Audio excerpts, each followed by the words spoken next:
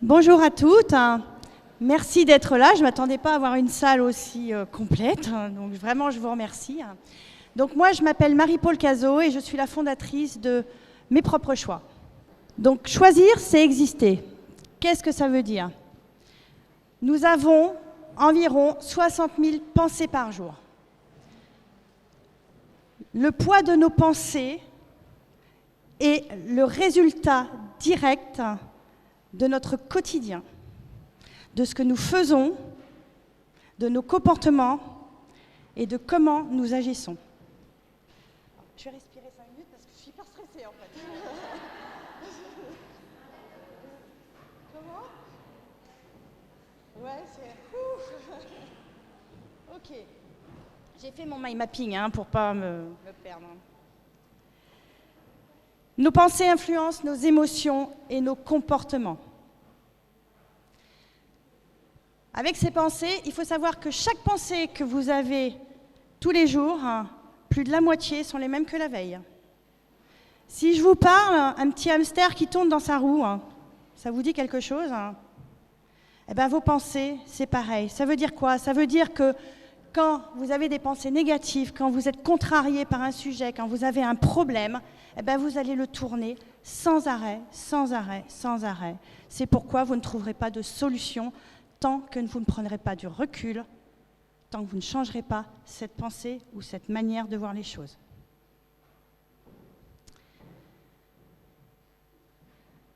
On obtient le résultat de nos pensées. Ça veut dire quoi? Ça veut dire que, de par ces 60 000 pensées que nous avons par jour, 60 000 au minimum, vous allez générer des émotions.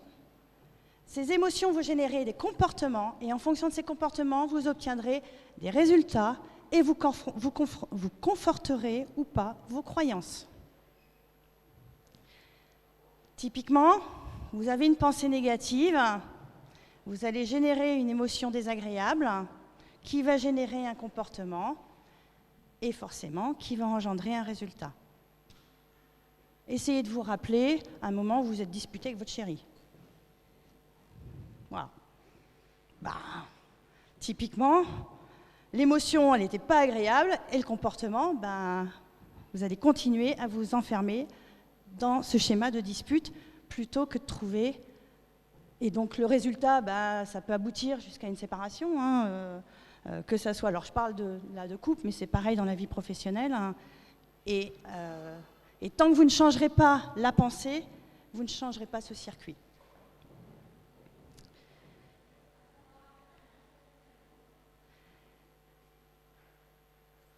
J'ai envie de vous parler un petit peu de mon histoire, de qui je suis et pourquoi j'en suis arrivée à créer mes propres choix. Moi, je ne rentrais pas dans les cases. Dès l'école, je dis souvent, l'école ne m'a pas comprise. J'ai pas le bac. Enfin, j'avais pas le bac. Je rectifie. Je cherchais ma place. J'étais quelqu'un qui avait envie de liberté et qui refusait de rentrer dans des schémas imposés. C'était mon tempérament. J'avais envie, je ne voulais pas aller dans la trajectoire qui m'était destinée parce que je n'avais pas fait d'études. J'avais décidé de réussir. Je ne savais pas comment, mais je savais que je voulais y aller. À force d'audace, de travail, par de chance, mais je pense que la chance, on se la crée. À partir du moment où on a un objectif très défini, je suis persuadée que l'univers vous envoie là où vous avez envie, où vous devez aller. Je suis devenue chef d'entreprise. Aujourd'hui, je gère depuis plus de 20 ans, plus de 50 salariés, une entreprise de plus de 10 millions d'euros.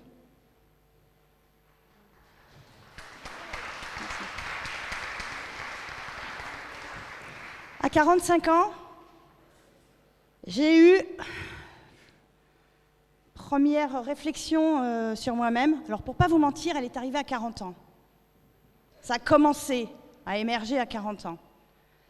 Et je me suis dit, j'en ai marre de ce que je fais, je veux faire autre chose.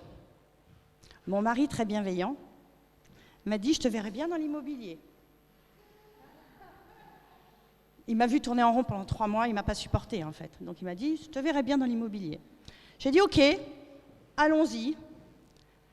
J'ai fait une formation dans l'immobilier, j'ai monté une société dans l'immobilier, sauf qu'en fait, je n'avais pas réglé le profond problème de qui j'étais. Je m'étais encore laissé porter par le choix de la pensée des autres et non mes propres choix. J'ai monté une société, ça a très bien marché, sauf qu'au bout de 3 ans, rebelote. Je décide de reprendre des études, parce qu'évidemment, j'avais le syndrome de l'imposteur, grosse frustration. Je fais un master en direction générale à l'international pendant 2 ans. À la fin de ce master, je me suis dit, je me suis trompée. Je me suis trompée de formation. Et c'est là où j'ai découvert le coaching. Je me suis fait coacher. Et à partir de là, j'ai compris que ce qui m'animait, c'était de faire grandir les personnes, les gens, et les femmes et les hommes, afin de réaliser leurs propres choix. D'où la naissance de mes propres choix. Vous voyez, j'ai fait mon mind mapping, mais je suis partie. Je reviens. Donc, qu'est-ce qui est important, en fait? Tout ça, pourquoi? Ça veut dire quoi? Ça veut dire que mon histoire, ça peut être la vôtre. Notre chemin, il n'est pas défini à l'avance. C'est vous qui pouvez le décider. Vous pouvez choisir de qui vous voulez devenir. Personne ne peut choisir à votre place. Est-ce que c'est facile? Non. Ça demande de l'audace, ça demande du travail, ça demande du courage, mais tout le monde, et je dis bien tout le monde, est capable de le faire. Il suffit juste de changer votre façon de penser. Il faut apprendre à se connaître, apprendre à s'aimer et à se respecter. Se choisir. Vous êtes la personne la plus importante. Avant vos enfants, avant votre mari. Et oui, ça peut paraître bizarre et égoïste de dire ça, mais non, parce que si vous n'allez pas bien, votre environnement ne va pas bien. Ça rayonne. Et croyez-moi, si vous allez bien, tout le monde autour de vous ira bien. Et c'est connaître ses besoins. Et ça, c'est essentiel. Ses besoins et ses valeurs. Qu'est-ce qui vous donne de l'énergie? Qu'est-ce qui vous fait triper? Qu'est-ce qui vous donne envie de vous lever le matin? Parce que quand on n'a plus d'énergie, on n'avance plus. Donc, vraiment, entourez-vous de personnes bienveillantes. Faites-vous aider si vous le ressentez, que ce soit par des psychologues, que ce soit par des coachs, que ce soit, faites des bilans de compétences, peu importe. Entourez-vous de bonnes personnes, des personnes qui vont vous donner envie d'aller plus haut. Et non pas des personnes qui vont vous réfréner et vous limiter.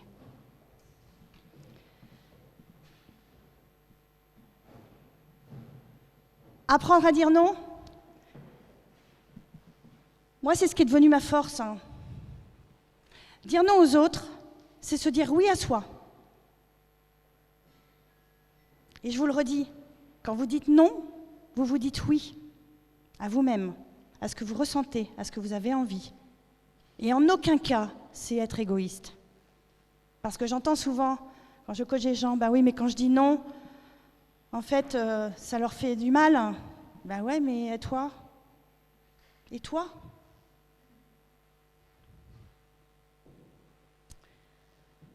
Et enfin, ce qui est important, c'est décider qui vous souhaitez devenir.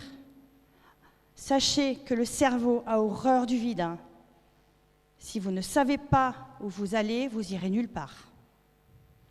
Donc fixez-vous des objectifs, fixez-vous des buts. Même petit, ne cherchez pas à monter un escalier de la première marche à la dernière marche, ça ne marche pas. Allez-y étape par étape. Mais par contre, donnez-vous des objectifs. C'est essentiel. Essentiel pour se faire confiance. Essentiel pour s'estimer. Essentiel pour avancer, pour grandir. Et surtout, si vous voulez changer votre histoire, vous changerez vos trajectoires. Donc moi, ce que j'ai envie de vous dire, c'est n'hésitez pas à sortir de votre zone de confort. Allez-y. On se nourrit de ces échecs. Comme dirait Nelson Mandela, je n'échoue jamais. Soit je gagne, soit je réussis, soit j'apprends. Et dites-vous que la vie, ce n'est qu'un apprentissage. Et ce que vous pouvez considérer comme échec, parce que moi je ne considère pas que j'ai eu que ce sont des échecs. Et croyez-moi, des galères, j'en ai eu. Mais en tous les cas, c'est comment je me nourris de ces expériences pour aller encore plus loin. Mot de la fin, je ne sais même pas où j'en suis, mais bon, peu importe, je suis partie complètement ailleurs, voilà, c'est comme ça que je fonctionne.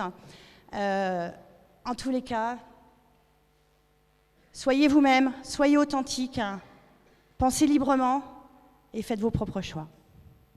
Merci.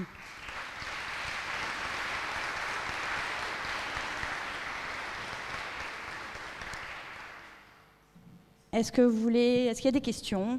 Voilà. Je sais pas. Oui, vous avez encore. On est bien? Un quart d'heure. Oh, alors on est large. Super. Est-ce que vous avez des questions? Oui. Par rapport, alors j'ai rien préparé en question parce que je savais pas comment. Par rapport au chemin de vie, justement, on peut tout changer, en fonction du chemin qu'on prend. On peut carrément changer de notre vie en fonction. Complètement. Du coup, comment on fait arriver à trouver le bon chemin pour essayer de, entre guillemets, éviter les galères et revenir après. Voilà. Alors, je ne vais pas te dire, je vais vous tutoyer toutes, on est entre nous. Je ne vais pas te dire que tu éviteras les galères. Des galères, tu en auras forcément. Donc c'est une utopie de croire qu'il n'y aura pas de galères. Donc déjà, il faut vous enlever ça de la tête. De croire que tout est beau, tout est rose, ça c'est que dans les films. Donc, par contre, il faut soit te faire accompagner, soit ressentir, soit ton projet, tu l'as déjà dans tes tripes, et c'est poser les étapes, une par une. Plus ton objectif va être clair et défini, plus tu vas y arriver. J'ai dit tout à l'heure, le cerveau a horreur du vide. Et donc, il va créer sa propre histoire si tu lui laisses du vide. Plus tu sauras où tu vas, quelles vont être les étapes, une par une. Typiquement, j'ai quelqu'un tout à l'heure qui me dit j'ai fait une formation de coach et puis j'ai envie de quitter ma boîte et de me lancer. Et ouais, ok, tu vas faire quoi après? C'est quelle sorte de coaching que tu veux faire? Qui tu veux accompagner? Tu es qui? Ton identité, c'est quoi? Et elle me dit, je sais pas. Tu sais quoi? Surtout, quitte pas ton boulot maintenant, quoi. Tu vas te mettre en galère. Tu vas dans le mur en faisant ça. Faut surtout pas faire ça. Il y a des étapes. Et moi, c'est un peu... Et c'est pour ça que j'ai créé mes propres choix, vous voyez, aujourd'hui. Parce que je les ai vécues, ces galères. Je vais vous dire, j'ai pas monté toutes ces boîtes comme ça. Et au début, j'ai fait comme ça. J'avais 30 ans. Allez, on y va, bille en tête. Let's go. Ouais, ça pique quand ça fait mal. Et ça peut détruire beaucoup de choses financièrement. À un moment donné, on ne vit pas d'amour et d'eau fraîche. Même si on aimerait bien, mais ce n'est pas la vie, ce n'est pas la réalité. Donc c'est vraiment planifier. Et sincèrement, n'hésitez pas à vous faire aider, à vous faire accompagner. Que ça soit par un environnement, quelqu'un qui peut maîtriser, qui a déjà fait ces étapes-là, qui peut t'aider. Allez chercher une compétence qui est au-dessus de la vôtre, toujours. Toujours. Est-ce que j'ai répondu à ta question? Ouais. Oui?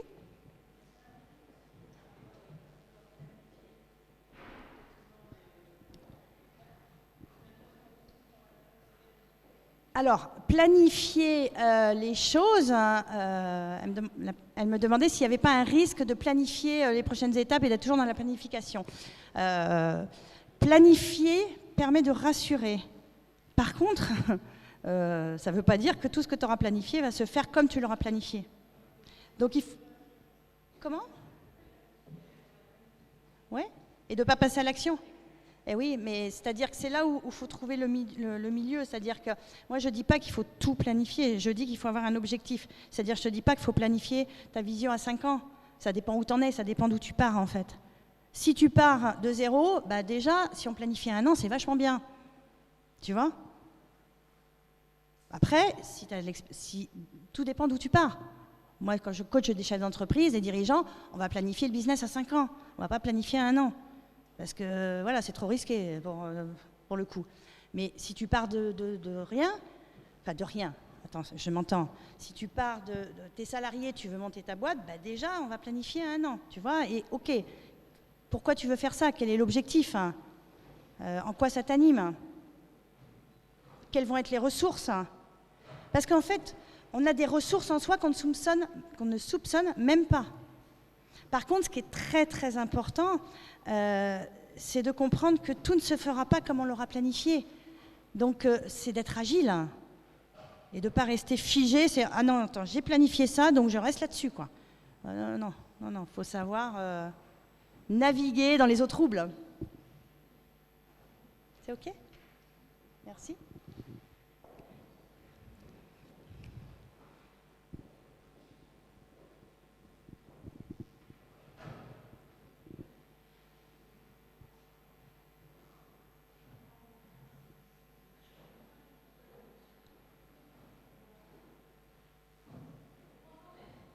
Oui. Bonjour.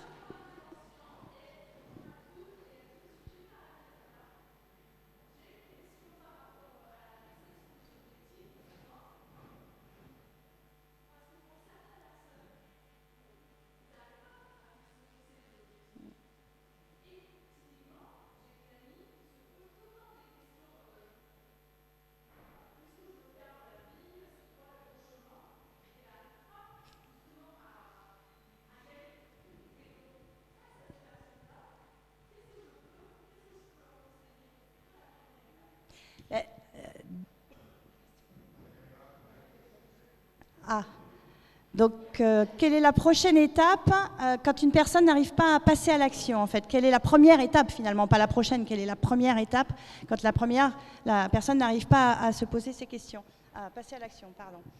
Déjà, typiquement, faut savoir ce qui bloque. Est-ce que son projet, il est clair, hein ? Parce que quand tu n'arrives pas à passer à l'action, c'est que ça ne t'anime pas, hein. C'est que finalement, ça ne te fait pas vibrer. Et la base, c'est le pourquoi. Mais pas pourquoi, juste un pourquoi en surface, c'est un pourquoi en profondeur, hein. Et ça, c'est compliqué d'aller chercher son pourquoi en profondeur. C'est quel est le sens de ton action, en fait. Et après, planification ne veut pas dire je planifie tout et après je passerai à l'action. Surtout pas. Je planifie la première étape, je passe à l'action, je mesure, je vois ce qui marche pas, qu'est-ce que je dois modifier, et après je passe à l'étape supérieure. Mais parce que sinon, moi j'en connais, ils sont spécialistes de planification. Ils vont me faire des trucs magnifiques, des plannings jusqu'à je ne sais combien, et puis je dis ok, et t'en es où là ? Ça tu l'as fait ? Ah ben non, tu comprends, j'ai planifié. Non mais c'est pas ça qui va te faire manger, hein. À un moment donné, c'est voilà, ok, on y va. Première étape, on avance, et après on voit ce que ça donne déjà, et on mesure. Surtout mesurer ce que vous faites. Parce que faire des choses qui ne servent à rien, le temps c'est de l'argent, hein. Enfin, moi c'est ma conviction. Et c'est super important, parce qu'on en a besoin. Comme je vous dis, on ne vit pas dans un monde de bisounours. Donc aujourd'hui, voilà, on aimerait bien, hein. Moi je serais la première, je rêverais qu'on n'ait plus ces problèmes d'argent, mais ce n'est pas le cas. Donc à un moment donné, ça ne doit pas être... Dites-vous que l'argent, c'est pas le moteur, même si ça peut l'être pour certains, mais c'est un moyen. À partir du moment où vous avez trouvé le sens, je vais être un peu large, de votre vie, hein, mais en tous les cas, ce que vous avez envie de faire, ce qui vous anime, vous le rayonnez tellement, vous attirez tellement les personnes qui vous conviennent, que finalement, tout le reste vient naturellement. Et croyez-moi, mon expérience, et l'expérience de plein de personnes que j'ai coachées, qui au départ, c'était leur préoccupation principale, elles avaient peur justement, et ce qui est normal, hein, et ça, moi quand je fais des coachings par exemple, on le travaille. C'est-à-dire que je refuse que quelqu'un me dise « Oh ben non, c'est bon, je vais quitter ma boîte », alors que derrière, c'est trop dangereux. À un moment donné, voilà, on y va étape par étape. Mais il faut y aller. On passe à l'action. D'autres questions? Oui? Merci. Bonjour, merci. Comment définir clairement un objectif, une cible, sans partir dans tous les sens? C'est déjà définir quelles sont tes valeurs à la base, quels sont tes besoins, qu'est-ce qui te donne de l'énergie, voilà. Et puis le pourquoi, j'en reviens au pourquoi. Quel est le sens de ton action? Tu vois? Mais avant ça, c'est déjà on ne peut pas aller à l'encontre de ses valeurs. Hein. Pourquoi aujourd'hui il y a beaucoup de personnes qui sont en burn-out? Hein? C'est parce qu'elles travaillent à l'encontre de leurs valeurs. Ce n'est pas possible. Ce n'est pas possible, ça va durer qu'un temps. Et à un moment donné, mais fuyez, partez, surtout, vous êtes en train de vous détruire. Si vous sentez que vous êtes dans une entreprise où vous n'êtes pas en phase avec les valeurs qui sont dans cette boîte, changez de boîte. Et pourtant, je suis chef d'entreprise aujourd'hui, mais c'est ce que je dis à mes collaborateurs. J'écoute, si aujourd'hui ça ne correspond plus, c'est OK.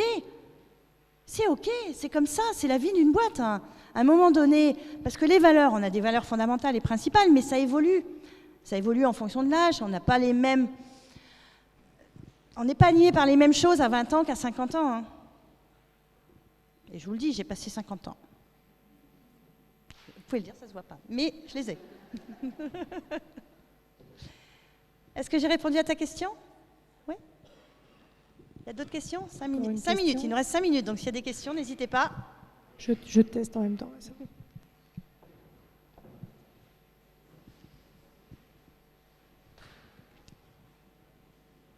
Oui? Alors, mon entreprise, oui, effectivement, j'en ai pas parlé. Je crois que c'est d'ailleurs, non, mais je ne l'ai même pas derrière. Mon entreprise, c'est Mes Propres Choix. Donc, vous pouvez me trouver sur Instagram, Mes Propres Choix. Sinon, mon compte,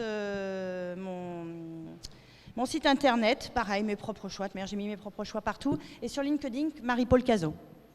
Voilà, Cazot avec E-A-U-X. Comment? Je fais quoi? Je fais des bilans de compétences, je fais du coaching, un coaching pour toute personne qui souhaite se reconvertir. Je suis vraiment spécialisée dans la reconversion professionnelle, hein, vous avez... Voilà, ça s'entend. Voilà, voilà, je suis vraiment dans le passage à l'action. Hein. Vous voulez monter votre boîte, n'hésitez pas à venir me voir.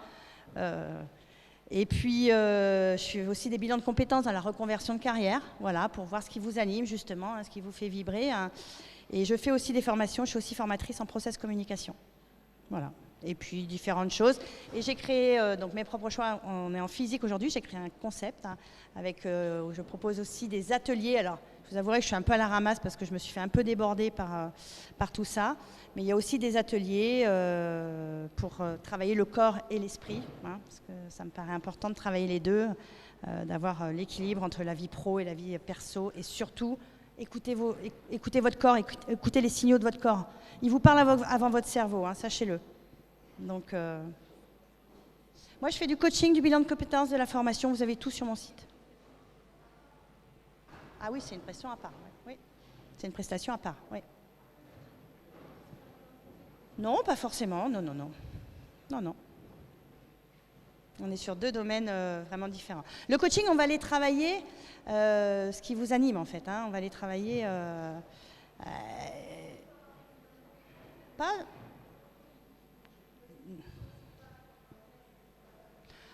Dites-vous qu'avec moi, vous le saurez.